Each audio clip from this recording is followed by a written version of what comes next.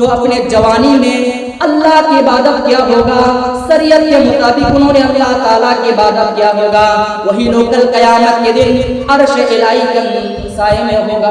دادا نے کہا کہ اللہ کے رسول میرے پاس بھی 2 باغ ہیں، مدینے کے اوپر حصے میں میرے ایک باغ ہے اور مدینے کے نیچے حصہ میں میرے ایک باغ ہے۔ اے اللہ کے رسول میرے دونوں باغ میں اللہ کو میں نے قرض حسانہ دے رہا ہوں، آپ عثمان کو منع کرتے جا رہے ہیں۔ اے عثمان میں تم سے نہیں کہہ رہا ہوں، ارے عثمان کے علاوہ کوئی نہیں کہ اللہ کے سوٹ دے دے۔ 7 مرتبہ اللہ کے نبی نے کہا اور 7 مرتبہ عثمان غنی اٹھا اور 700 اونٹ اللہ کی راہ میں دے دیا۔ میرے نوجوانوں ساتھ تصور کرو، وہیں پر حضرت جبریل امین آیا اور اللہ کے نبی صلی اللہ علیہ وسلم کو کہہ کر گیا کہ اللہ کے رسول آپ عثمان سے کہہ دیجئے ما ذر عثمان ما ذر عثمان ما ذر عثمان ما بعد اليوم القدو، اگر آج سے ایک بھی عثمان ایک بھی نیکی کا کام نہ کرے پھر بھی اللہ تعالیٰ عثمان غنی کو پھر بھی جنت دے کر رہے گا۔ السلام علیکم ورحمۃ اللہ وبرکاتہ۔ الحمدللہ نحمده ونستعینه ونستغفره ونؤمن به ونتوکل علیہ ونعوذ باللہ من شرور انفسنا ومن سیئات اعمالنا، من يهده الله فلا مضل له ومن يضلل فلا هادي له، واشهد ان لا اله الا الله وحده لا شريك له، واشهد ان محمدا عبده ورسوله، اما بعد فان خير الحديث كتاب الله وخير الهدي هدي محمد صلى الله عليه وسلم، وشر الأمور محدثاتها وكل محدثات بدعة وكل بدعة ضلالة وكل ضلالة في النار۔ أعوذ بالله من الشيطان الرجيم، بسم الله الرحمن الرحيم، إن تبدوا الصدقات فنعما هي وإن تخفوها وتؤتوها الفقراء فهو خير لكم ويكفر عنكم من سيئاتكم والله بما تعملون خبير۔ معزز علماء کرام، نوجوان ساتھیوں، عزیز بچوں، میں نے جو خطبہ مسنونہ کے بعد قرآن کریم کی آیت میں جو تلاوت کی سورہ بقرہ آیت نمبر 272، اس آیت کریمہ میں اللہ تعالیٰ نے صدقے کا ذکر کیا۔ انسان کو دان و خیرات جو کرتا ہے خود اعلان کے ساتھ بھی کرتا ہے، کیا اس کا دان قبول ہوتا یا نہیں؟ کیا ہمیں لوگوں کو دکھا کر دان و خیرات کرنا چاہیے یا نہیں؟ اس کے بارے میں اللہ تعالیٰ نے قرآن کریم کے اندر ارشاد فرمایا ہے، ان تبدوا الصدقات فنعما ہی، اگر تم صدقے کو دان و خیرات کو ظاہر کر کے بھی دو وہ بھی اچھا۔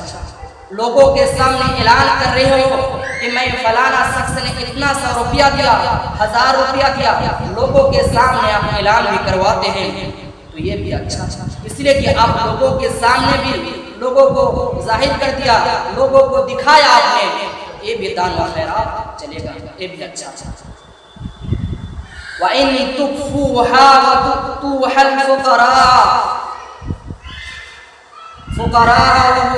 فَهُوَ خَيْرٌ لَكُمْ، اور اگر اسے چھپا کر فقیر اور مسکین کو دو وہ بھی تمہارے حق میں بہتر ہے، سب سے اچھا۔ وَيُكَفِّرُ عَنْكُم مِّن سَيِّئَاتِكُمْ، اللہ تعالیٰ تمہارے گناہوں کو مٹا دے گا، تمہیں بخش دے گا۔ واللہ بما تعملون خبیر، اور اللہ تعالیٰ تمہارے تمام عمل کا خبر رکھنے والا ہے، جاننے والا ہے۔ اللہ کے نبی صلی اللہ علیہ وسلم نے فرمایا کہ کل قیامت کے دن عرش الہی کے اندر 7 لوگوں کو رکھا جائے گا۔ اور صحابہ کرام نے سوال کیا کہ اللہ کے رسول، کل قیامت کے دن عرش الہی کے اندر جو 7 لوگ ہوں گے وہ کون سا لوگ ہوگا؟ اللہ کے نبی صلی اللہ علیہ وسلم نے فرمایا سب سے پہلا وہ شخص ہوگا عدل، جو لوگوں کے سامنے عدل و انصاف کیا ہوگا، لوگوں کے سامنے صحیح کام کیا ہوگا۔ اور دوسرا شخص وہ ہوگا بادشاہ، لوگوں نے اس کو بادشاہ بنایا ہوگا، لوگوں کے سامنے اچھا برتاؤ کیا ہوگا۔ یہی لوگ کل قیامت کے دن عرش الہی کے اندر ہوگا۔ اور تیسرا شخص وہ ہوگا جو اپنے جوانی میں اللہ کی عبادت کیا ہوگا، شریعت کے مطابق انہوں نے اللہ تعالیٰ کی عبادت کیا ہوگا، وہی لوگ کل قیامت کے دن عرش الہی کے سائے میں ہوگا۔ اور چوتھا شخص وہ لوگ ہوگا جو اللہ اور ان کے رسول سے محبت کرتے ہیں، وہی لوگ کل قیامت کے دن عرش الہی کے اندر ہوگا۔ اور پانچواں شخص وہ لوگ ہوگا جو انہوں نے کسی لڑکی نے اس کو بلایا تھا تو انہوں نے اپنے زنا سے بچنے کے لیے کہا دیا کہ میں تم سے زنا نہیں کر سکتا، میں تم سے غلط کام نہیں کر سکتا، اللہ کی پناہ گاہ میں اللہ سے ڈرتا ہوں، میں تم سے زنا نہیں کر سکتا ہوں، میں تم سے غلط کام نہیں کر سکتا ہوں۔ وہی لوگ کل قیامت کے دن عرش الہی کے اندر ہوگا۔ اور وہ شخص ہوگا جو اپنے صدقہ تو کیا ہوگا، دانا خیرات تو کیا ہوگا، تو اپنے بایاں ہاتھ میں صدقہ کیا ہوگا تو دایاں ہاتھ کو پتہ نہ چلنے دیا، دایاں ہاتھ میں اللہ کے راہ میں صدقہ کیا اور اپنے بایاں ہاتھ کو پتہ نہ چلنے دیا، وہی کل قیامت کے دن عرش الہی کے اندر ہوگا۔ میرے نوجوان ساتھیو ذرا سا سوچو اور تصور کرو، اندازہ لگاؤ، میرے پیارے ساتھیو ذرا سا سوچو، لیس علیک ہدا، یہ محمد صلی اللہ علیہ وسلم ان کافروں کو راہ راستے پر لانا آپ کا ذمہ داری نہیں ہے، ولیکن اللہ یہدی من یشاء، اور لیکن اللہ تعالیٰ جس کو چاہتا ہے راہ راستہ پر لے کر آتا ہے، اور اللہ جس کو چاہتا ہے ان کو صحیح راستے پر لے جاتا ہے۔ وما تنفقوا من خیر فلانفسکم، تم دان و خیرات کرو اس کا فائدہ تمہیں دیا جائے گا، جو تم صدقہ کرو گے، دان و خیرات کرو گے، وہ تمہارے فائدے کے لیے ہوگا، کل قیامت کے دن تمہارے لیے ہوگا، کسی دوسروں کے لیے نہیں ہوگا۔ وما تنفقوا من خیر وما تنفقون الا ابتغاء وجه اللہ، اور تمہیں صرف اللہ تعالیٰ کی رضامندی کے لیے اور اللہ کی طلب کرنے کے لیے تمہیں خرچ کرنا چاہیے، کسی کے لیے نہیں، اس کے لیے صرف اللہ کے لیے تمہیں خرچ کرنا چاہیے۔ وما تنفقوا من خیر یوفى الیکم، اور جو بھی تم مال خرچ کرتے ہو اس کا پورا بدلہ تمہیں کل قیامت کے دن دیا جائے گا۔ وانتم لا تظلمون، اور تم پر بھی ذرہ برابر بھی ظلم نہ کیا جائے گا، اللہ تعالیٰ تمہارا حق نہ مارا جائے گا، تمہارا ایک بھی نیکی کل قیامت کے دن کم نہ ہوگا۔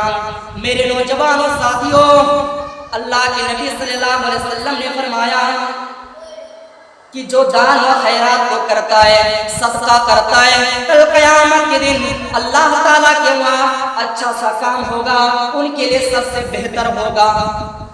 اللہ تعالیٰ نے سورہ بقرہ کے اندر ارشاد فرمایا الذین ينفقون اموالهم باللیل والنہار سرا وعلانیہ، جو لوگ اپنے مال کو رات دن چھپکے سے ہوئے خرچ کرتے فلا اجرهم عند ربهم، ان کا اجر اللہ تعالیٰ کے پاس ہے، ولا خوف علیہم ولا يحزنون، ان کے اوپر کوئی خوف نہیں، کوئی غم نہیں، کوئی پریشانی نہیں، کوئی تکلیف نہیں۔ جو چھپکے سے مال کسی کو بھی پتہ نہ چلنے دیا، وہی لوگ کل قیامت کے دن ان کے لیے اصل سے ان کے لیے کوئی خوف نہیں، کوئی ڈر نہیں۔ میرے پیارے ساتھیوں، صحیح مسلم شریف کی حدیث ہے اللہ کے نبی صلی اللہ علیہ وسلم نے فرمایا کہ بنی اسرائیل کا ایک شخص تھا جن کے پاس صدقے کا مال تھا. وہ چاہ رہا تھا کہ میں کسی غریب کی مدد کروں, میں کسی غریب کی مدد کروں. وہ رات میں نکلا, صدقے کا مال لے کر رات میں نکلا, اور ایک نوجوان سے اس کا ملاقات ہوا. کہا بھائی اتنی رات میں تم کہاں جاؤ گے؟ کہا میں کسی غریب کو میں تلاش کر رہا ہوں, میں کسی غریب کو میں ڈھونڈ رہا ہوں, اس لیے کہا میرے پاس صدقے کا مال ہے, میں کسی غریب کو دینا چاہتا ہوں. انہوں نے کہا ارے بیوقوف, کوئی اتنی رات اتنا پیارا سا نیند چھوڑ کر کوئی نکلے گا؟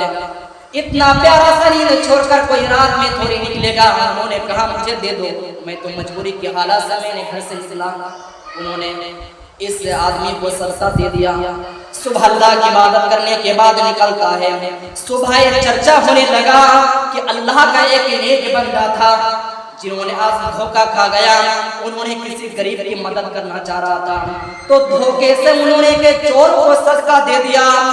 وہ پتہ چلا, وہ گھر آئے اور اپنی بیوی کو کہا کہ بیوی میں نے دھوکہ کھا گیا, کس لیے؟ کہا میرا نیت تھا کہ میں کسی غریب کی مدد کروں. تو انہوں نے دھوکے سے کہ چور کو صدقہ دے دیا. انہوں نے اللہ سے دعا کیا, یا اللہ میرا نیت کو تو اچھی طریقے سے جانتا ہے, اللہ میرا نیت نہیں تھا کہ میں کسی چور کو صدقہ دوں.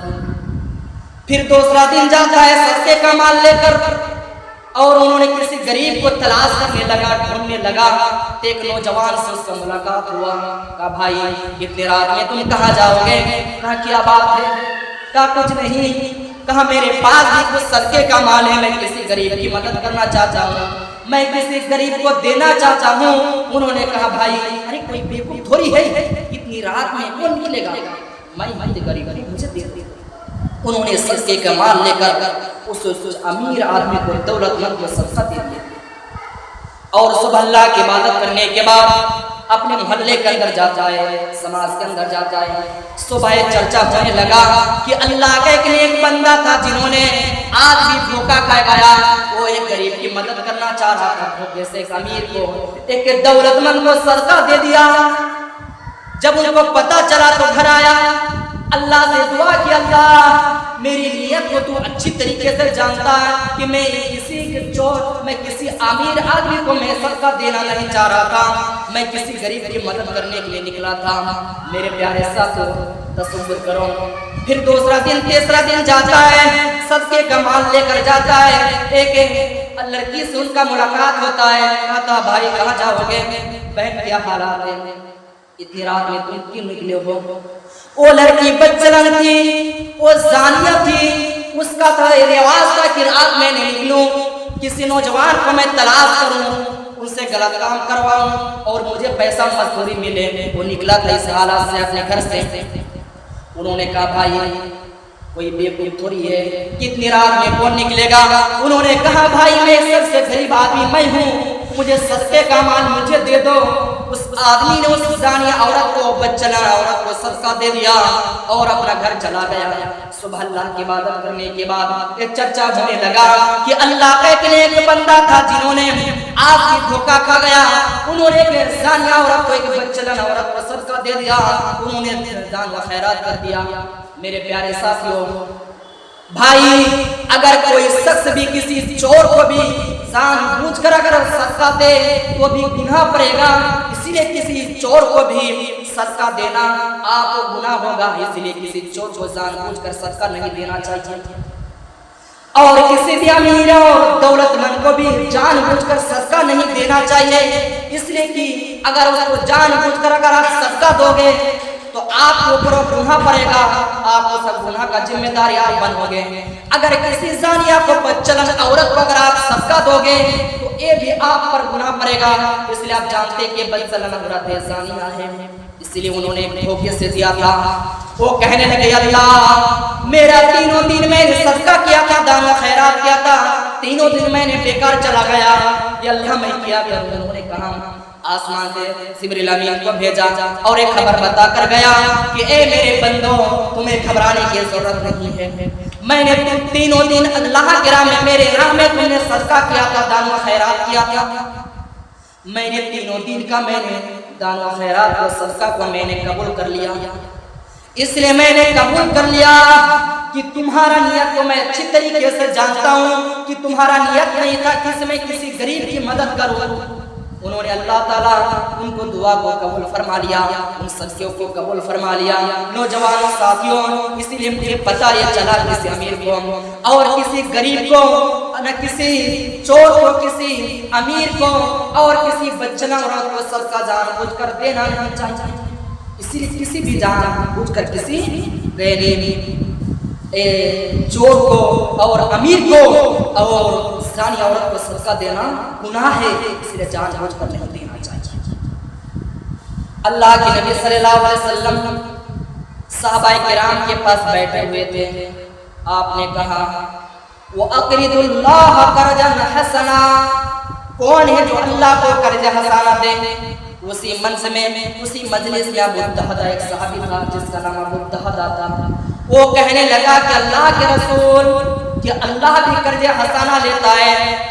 آپ نے کہا جو اللہ کو قرض حسنہ دے گا اللہ اس کے بدلے میں کو جنت دے گا۔ تو ابو الدہدہ نے کہا کہ اللہ کے رسول، میرے پاس بھی 2 باغ ہیں، مدینے کے اوپر حصے میں میرے ایک باغ ہے اور مدینے کے حصے نیچے حصہ میں میرے ایک باغ ہے۔ یا اللہ کے رسول، میں نے دونوں باغ میں نے اللہ کو میں نے قرض حسنہ دے رہا ہوں۔ اللہ کے نبی نے کہا یا ابو الدہدہ، تمہارے پاس 2 باغ ہیں، تم ایک ہی باغ اللہ کو قرض حسنہ دے سکتے ہو، اس لیے کہ تمہارا بیوی بچے ہیں، اس لیے کہ تم دونوں باغ اللہ کو قرض حسنہ نہیں دے سکتے ہو۔ انہوں نے کہا اللہ کے رسول، میں مدینے کے اوپر حصے جو باغ ہے جو کھجور پک کر تیار ہو چکا ہے، میں نے وہ باغ میں نے اللہ کو قرض حسنہ دے دیا ہوں۔ ابو الدہدہ وہیں پر چلا جاتا ہے، اپنا گھر جاتا ہے، دیکھا کہ گھر کی تالا لاک ہو چکا ہے۔ محلے کی عورتوں سے پوچھا کہ میری بیوی کہاں گئی؟ انہوں نے کہا آپ کے بچے بھوکے تھے، آپ کی بیوی بھوکے تھے، آپ اپنے بچوں کو لے کر وہ اپنے باغ میں چلے گئے۔ ابو الدہدہ وہیں پر دوڑ لگاتے ہیں، اپنے باغ پر پہنچتے ہیں اور کچھ دوری جانے کے بعد کہا یعنی باغ پہنچ بھی گیا تھا تو تھوڑا سا دوری پر کہا او میری بیوی جلدی سے اسی باغ سے نکلو۔ بیوی نے کہا بچے بھوکے کھجور کھا لیں گے تو او میری بیوی میری بات سن کیوں نہیں رہے ہو، جلدی سے اس باغ سے تم نکلو۔ کہا کیا بات ہو گیا، یہ باغ تو میرا ہے، کس لیے میرے شوہر نے کہا کہ جلدی نکلو۔ بچوں کو لے کر ابو الدہدہ کی بیوی جلدی سے نکلا اور بیوی کے دوپٹے میں کچھ کھجور تھے، وہ سارا کے کھجور ابو الدہدہ نے اسی باغ کے اندر ڈال دیا اور بچے کی جیب میں کچھ کھجور رکھا ہوا تھا، وہ سارا کھجور بھی اسی باغ کے اندر ڈال دیا اور بچے کچھ کھجوریں بھی کھا رہے تھے، وہ کھجور بھی اپنے منہ سے نکل کر اسی باغ کے اندر ڈال دیا اور کہنے لگے یا اللہ میرے آنے میں دیر ہو گیا تھا، نہ تو اتنا کھجور میرے بچے نہ کھاتا، یا اللہ یہ باغ میں نے تیرے راہ میں میں نے صدقہ کر دیا تھا، تیرے راہ میں میں نے دان و خیرات کر دیا تھا، یا اللہ مجھے معلوم نہیں تھا میری بیوی اس باغ کے اندر آئے گا۔ بیوی نے کہا شوہر کیا بات ہے، یہ باغ تو میرا تھا، آپ اسے غصے سے کیوں کہہ رہے تھے؟ کہا او میری بیوی یہ باغ میں نے اللہ کو قرض حسنہ دے دیا، میں نے جنت کے بدلے میں نے یہ اللہ کو میں نے دان و خیرات کر دیا، میں نے صدقہ دے دیا۔ انہوں نے کہا بیوی نے کہا اگر ایک باغ دینے سے اگر جنت مل رہی ہے تو آپ دونوں باغ اللہ کو قرض حسنہ کیوں نہیں دیا، اللہ کو قرض کیوں نہیں دیا؟ کہنے لگا کہ اللہ کے رسول نے منع کر دیا تھا۔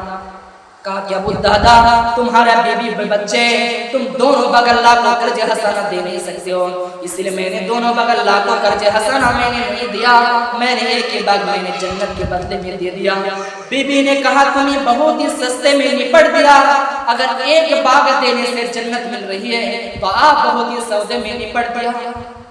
میرے نوجوانوں ساتھیوں، اللہ کے نبی نے کہا کہ جنگ تبوک کے لیے کوئی ہے کہ اللہ کے راہ میں سو اٹھ دے، تو حضرت عثمان غنی اٹھا اور کہنے لگا کہ اللہ کے رسول میں نے سو اٹھ اللہ کو میں نے دان کر رہا ہوں۔ اللہ کے نبی نے کہا عثمان تم بیٹھ جاؤ۔ اللہ کے نبی پھر کھڑا ہوا اور کہنے لگا ارے کون ہے عثمان کے علاوہ کہ اللہ کے راہ میں سو اٹھ دے؟ عثمان غنی اٹھا اور کہنے لگا کہ اللہ کے رسول میں اور سعود دے رہا ہوں. اے عثمان تم بیٹھ جاؤ. پھر اللہ کے نبی نے کہا ارے کوئی تیسرا شخص کوئی ہے کہ اللہ کے راہ میں سعود دے. پھر حضرت عثمان غنی اٹھا اور کہنے لگا کہ اللہ کے رسول میں اور سعود اللہ کو میں نے دے رہا ہوں. اللہ کے نبی نے کہا عثمان تم بیٹھ جاؤ. ارے عثمان کے علاوہ کوئی ہے کہ اللہ کے راہ میں سعود دے؟ پھر حضرت عثمان غنی اٹھا اور کہنے لگا کہ اللہ کے رسول میں اور سے سعود دے رہا ہوں. آپ عثمان کو منع کرتے جا رہے ہیں. اے عثمان میں تم سے نہیں کہہ رہا ہوں. ارے عثمان کے علاوہ کوئی ہے کہ اللہ کے سعود دے. 7 مرتبہ اللہ کے نبی نے کہا اور 7 مرتبہ عثمان غنی اٹھا اور 700 اونٹ اللہ کے راہ میں دے دیا. میرے نوجوانوں ساتھ تصور کرو. وہیں پر حضرت جبریل امین آیا اور اللہ کے نبی صلی اللہ علیہ وسلم کو کہہ کر گیا کہ اللہ کے رسول آپ عثمان سے کہہ دیجئے ما ذر عثمان ما ذر عثمان ما ذر عثمان ما بعد اليوم القدوم. اگر آج سے ایک بھی عثمان ایک بھی نیکی کا کام نہ کرے پھر بھی اللہ تعالیٰ عثمان غنی کو پھر بھی جنت دے کر رہے گا.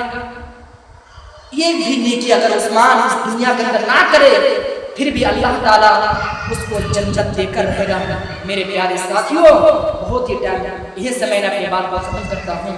السلام علیکم ورحمۃ اللہ وبرکاتہ.